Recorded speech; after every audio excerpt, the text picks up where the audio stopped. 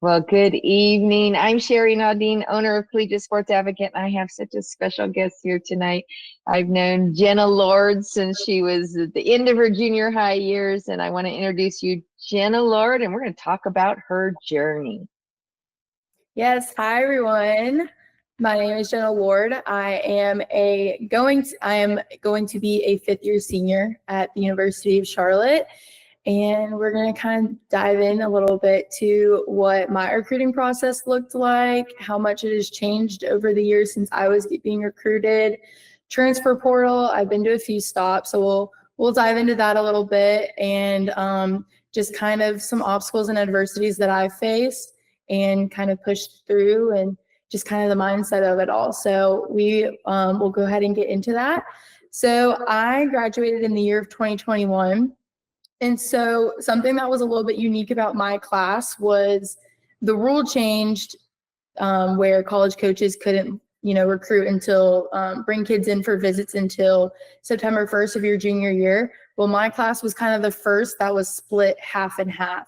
So my freshman year, kids were committing left and right, eighth graders were committing left and right. And then in the spring of my freshman year, they kind of put an end to that. So it was kind of split, like I said, half and half.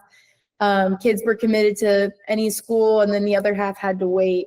I was part of the class that had to wait. And then so about summer going into my junior year of high school, things started to ramp up a little bit.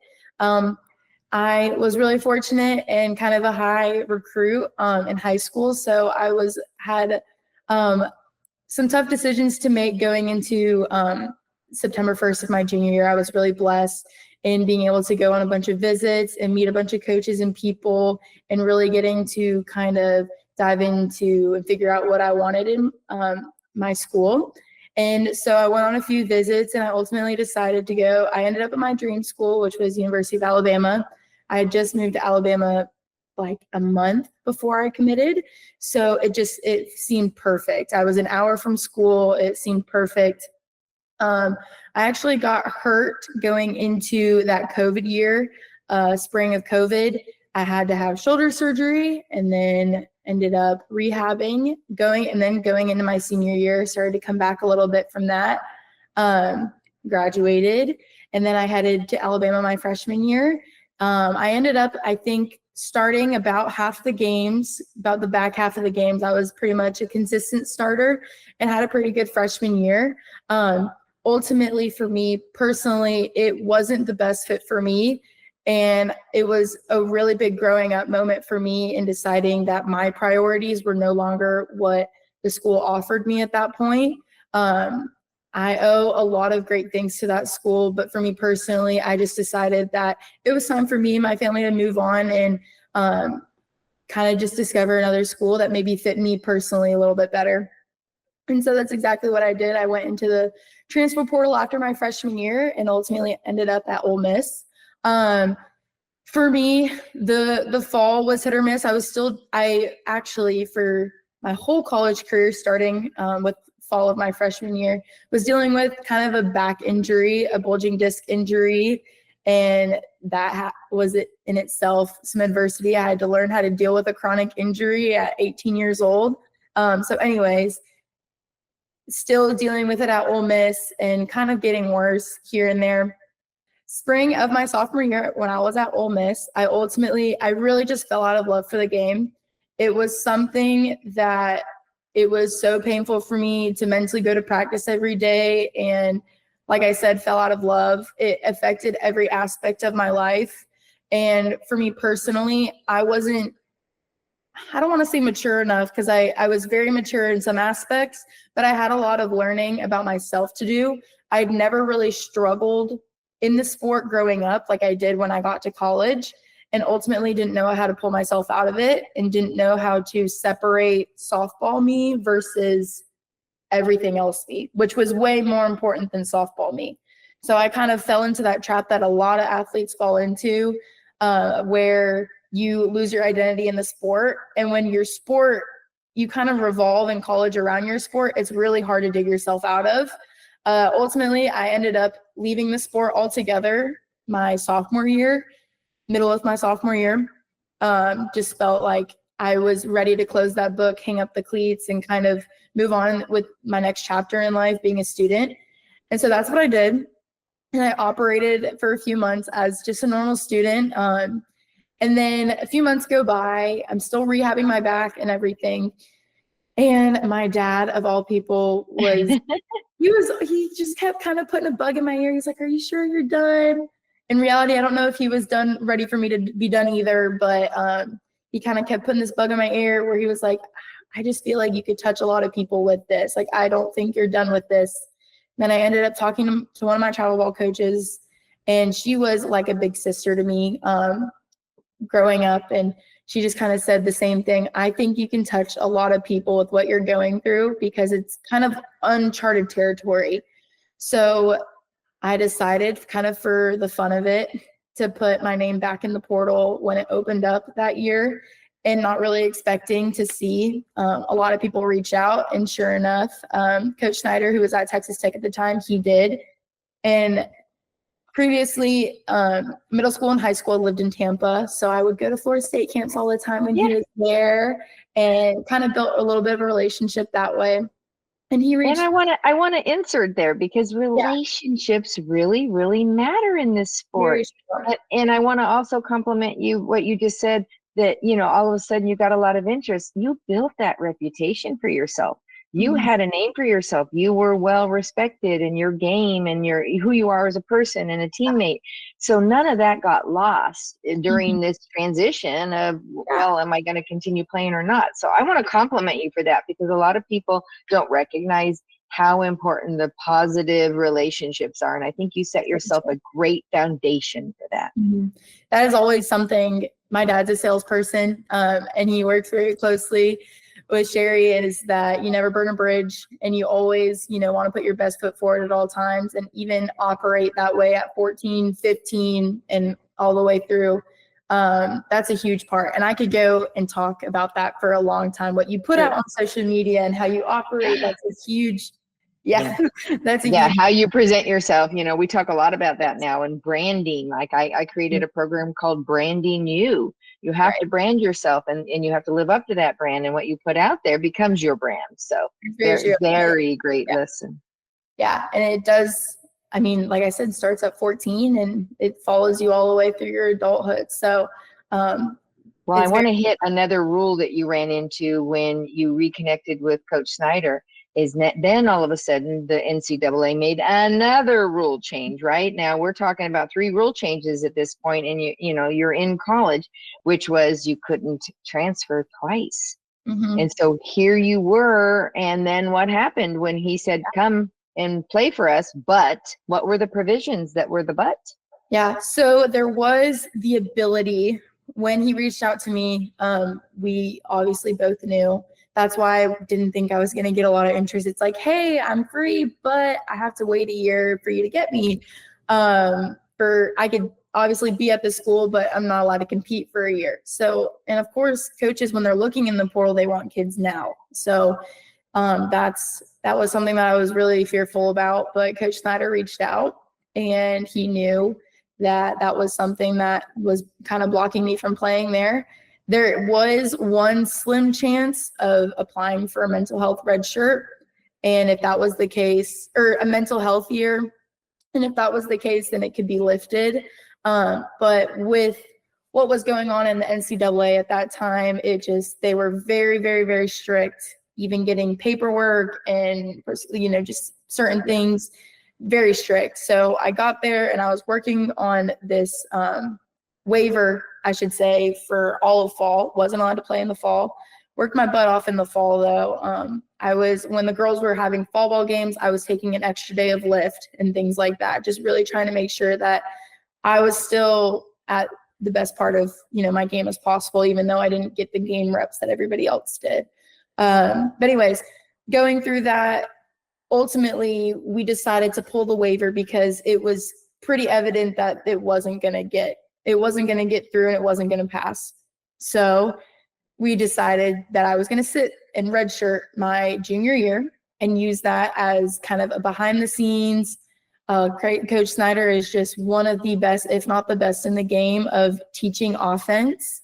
And that's something that I really dug into that year, was picking pitches, picking grips, working so closely with our Synergy and softwares to layer pitches and just crazy stuff, and learning how to do that, and picking grips and picking sequences and things of that nature, which I became so much better because of it. But I go home, so we decided that in the fall. I go home in December, and the NCAA comes out with another rule change saying you actually don't have to sit anymore. So I am again still dealing with an injury. We'd kind of already set in stone that I wasn't going to play. The NCAA comes out and says that I am going to play. And then at the end of the day, Coach Snyder and I made the decision. I didn't feel like I was personally ready without a fall, and kind of took my foot off the gas when I came home in December, just because of my injury. I had to take a few weeks off. So we both came to the conclusion, and he didn't force me into it, and he didn't force me to play either, which I really respect him for. We decided to still go ahead with the redshirt year, rehab my back every day, and be behind the scenes so I could be better for the next 2 years. Wonderful. And that's what we decided to do. Like I said, I became just such a student of the game that way. I learned so much more than I ever thought I could. And that's what I love the most about your story, is your choice of your mindset, your direction, because you got hit with a lot of what I call sucker punches, a lot of rule changes, a lot of things that, if you went up on TikTok, you'd see everybody complaining about, but you chose the mindset to be better and to work through it and to take advantage of the things that were given to you that were all positives.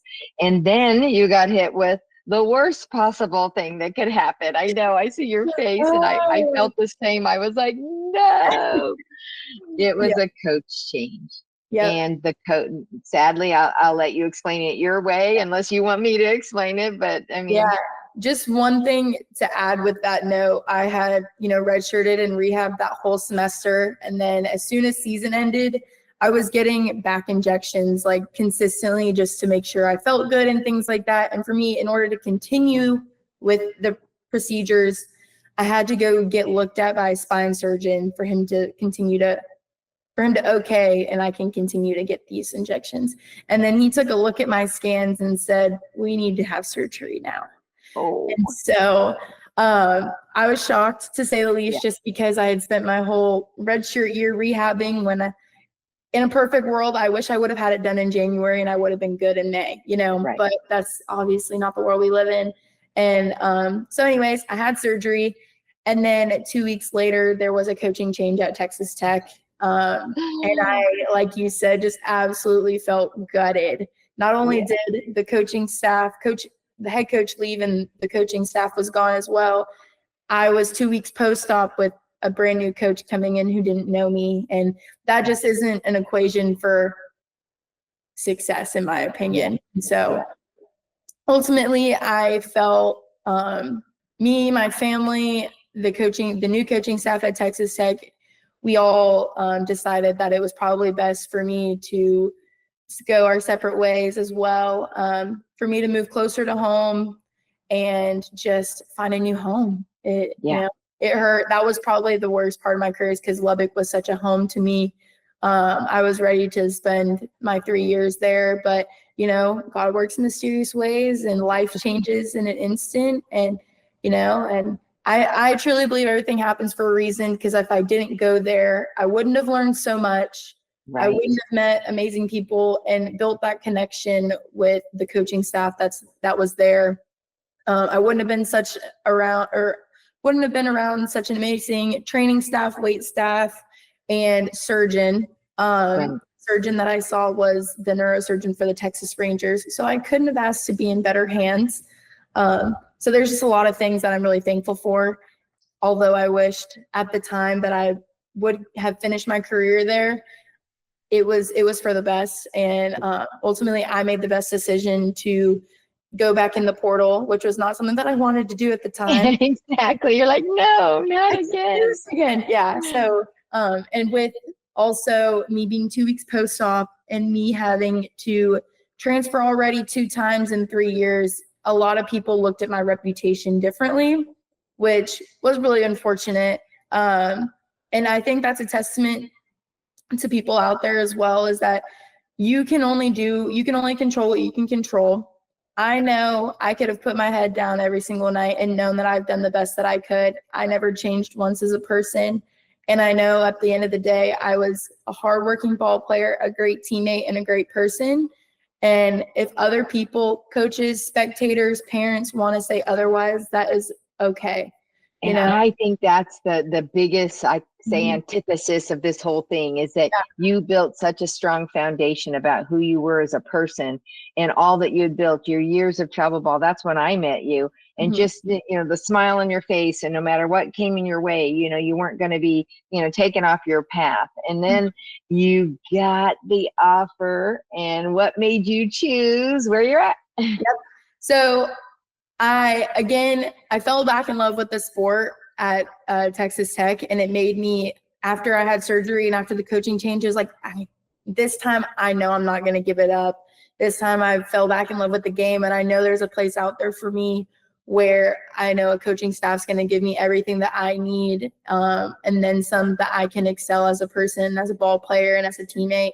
And that's exactly what, God opened that door for me. And I felt and you went where there was a coach change also, right? Yes. So talk about two paths that were misaligned that all of a sudden aligned. I love that story. So the coaches that are at Charlotte now were at Clemson, and out of high school, in high school, going through that first recruiting process, I went to Clemson, and I loved the coaching staff at Clemson. Yes. It was a very hard decision out of high school. I loved Clemson. And so when that door opened up and Coach Courtney Briall went to Charlotte, I was like, oh yes, like that's an amazing spot. We had kept in touch after I had gone in the portal. After Alabama, she had contacted me. And so we had kind of kept a relationship throughout our years here and there. And I knew what kind of person she was, and she knew what kind of person and player that I was. And I just knew that relationship in itself was something that I really wanted to explore at Charlotte. Where it gets a little interesting is that they only had 6 returners and 3 freshmen coming in because, oh my gosh, because the coaching staff previously had left, and a lot of girls followed them or decided to go other places.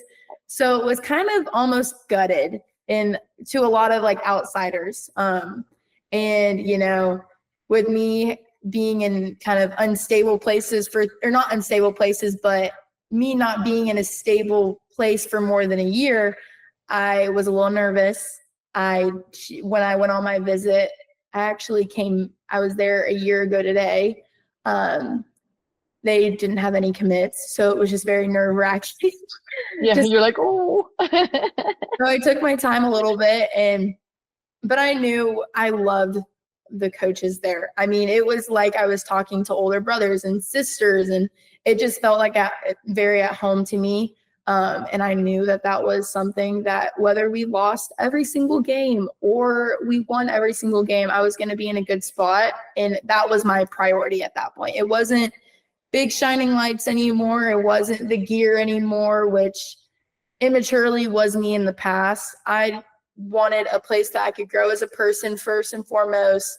I could be connected with my coaches, my teammates, and I could get a good education. And Charlotte is an amazing school. And those are my priorities. And I'm very, very glad and happy that I put those first. And it worked. And I think those are amazing priorities and goals, because if you think about the aesthetics, I hear a lot of student athletes say, well, I don't like the dorms, or the campus isn't very pretty. And then you're thinking, the dorms, is that what's going to pull you over the edge here, instead of the quality of the character of the coaches and the environment and the culture and the way you get treated. And something we've always said at CSA is go where you're valued. Yeah. And that is the person side of it, not necessarily the dollar amount. Yeah. And, talking to parents on the phone, I say, net, what are you going to have to pay? And then is it worth it to have your athlete not have the right experience? If you pay $1,000 or $4,000 or $20,000 more a year, what's going to be the better outcome? So, and that is so true on a few things for me. It was between another school in Charlotte, and it was a big school, but I would have had to pay a lot out of pocket because of just it being so late in the recruiting process. I would have paid so much out of pocket, and it wouldn't have necessarily worked. And Right. but I wanted to go to that school. It was what I was used to. I knew a lot of people there, and I knew the coaches there, and I was like, no, this would be such a great opportunity, but I'm getting no money. And Right. I don't know if they even, I don't know if they want me to play. And then I have a school on the other hand that everything felt right. The coaches let me take my time. They knew what situation I was in, and they wanted me for me, and they were willing to put it all out on the line to get me. And that's obviously what sold me. They did put no time stamp on me to commit. Obviously, you want kids, especially in that. Well, and in the portal, you have somewhat of a time frame, so Yeah. it's kind of an unspoken time frame. Right. But at a previous school, it was, hey, first come, first serve. We have a kid coming on campus tomorrow. Yeah. And I was like, oh my gosh. But in reality, I wish I would have taken a step back and being like, I don't think they value me that much if that's the case. I understand in the portal, it's like speed dating on steroids, but that is actually a good description. It really is. And so, but these kids at the same time, this is a huge life-changing decision for them. So like, it shows if you value a kid or not. It really does. And that's something I wish I would have known. I want to wrap it up, but I want to hear your how you finish, because I was cheering and tweeting you and high-fiving you in the air every single time you hit one of those home runs. So tell me your final stats. What did it look like that last year? Oh, I don't know the stat. You'd have to ask my dad about the stat. It was over 20 home runs.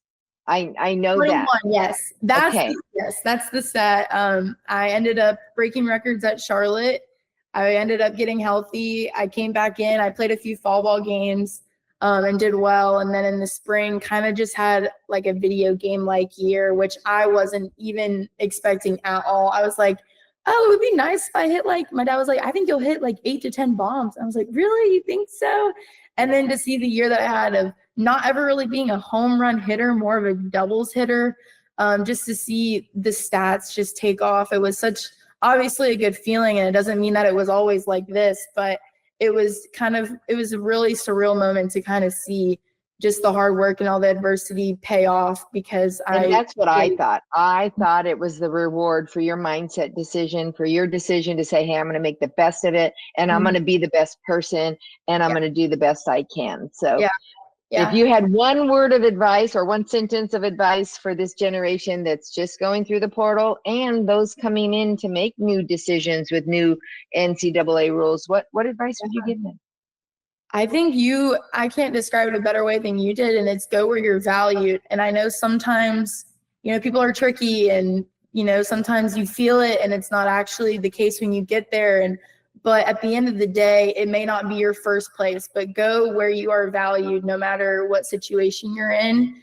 And always remember, if you can stay rooted within yourself, there's always going to be some form of success. It may not be on the field, but you're going to feel a lot more fulfilled if you stay rooted in yourself versus rooted in other people, rooted in things that you shouldn't be rooted in, comparing things, being rooted in other people is what I mean by that, and just comparing yourself to others, things of that nature. So I would say go where your value and stay rooted within yourself, your values and morals. And if those don't align with what you are wanting, there's another place out there. And it may take your second, third, or in my case, fourth school to find values that aligned and morals and things like that aligned with mine, but it's out there for sure. That's fantastic. I'm going to thank you again for coming on, and this has been such a pleasure to get to know you all these years, and welcome your dad back to working with me.